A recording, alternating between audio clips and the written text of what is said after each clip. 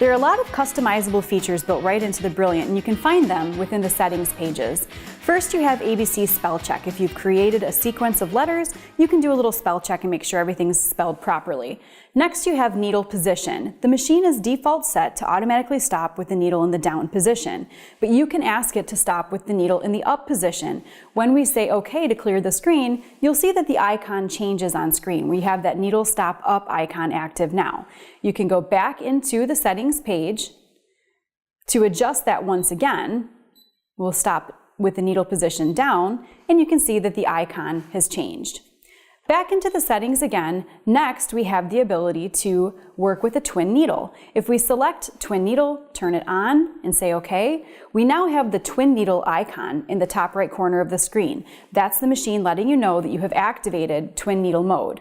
We're going to turn that back off now. Moving into page 2 of the settings, you're going to find width control. You've got the option to use your speed control lever on the front of the machine to become width control. When you activate that, the machine is automatically going to adjust the width of the stitch as you sew. Then you have initial position. This is where you can select if you'd like your machine to start in a left needle or center needle position. Page 3 gives us some editing features for some of the built-in decorative stitches. First, we have elongation, which does not give me the option of adjusting right now because I'm on a straight stitch. Elongation pertains to a special set of stitches, and if I go into category number 2 of my decorative stitches, stitches 11 through 27 are built-in satin stitches.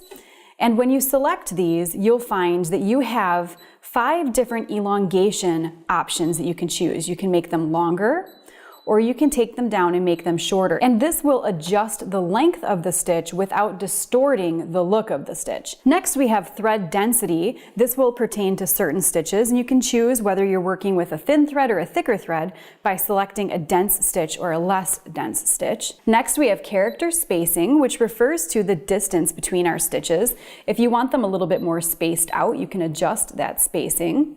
Page 4 starts with size selection. This is the size of the icons that we're seeing on screen.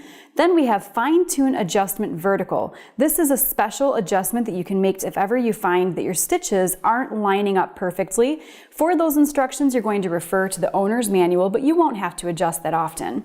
Next, we have presser foot pressure. This is the amount of downward force that is being put from your presser foot onto your fabric, and you can make an adjustment to that. Page 6 begins with buzzer. Those are all the little beeps that you hear as I'm pushing buttons, and you can turn that on or off.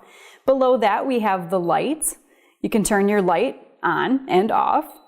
Next, you have brightness. That's the brightness of your screen. When we move into page 7, the first option is reinforcement priority, and when you turn that on, anytime that you create a lock, and you've programmed that on the screen of the machine by touching this button here, the lock that it stitches at the beginning and the end of your seam will match. Next, you can adjust the input sensitivity, and this pertains to how hard you have to push the buttons to make adjustments to your machine. When you increase the input sensitivity all the way to 5, you'll find that all you really have to do is hover your finger over the icons and it will make adjustments. Next, we have language, and then moving into page 8, the version number. This is something you want to pay attention to because you can always visit babylock.com and find out what the most recent version of the Brilliant is to ensure that you are up to date on your machine.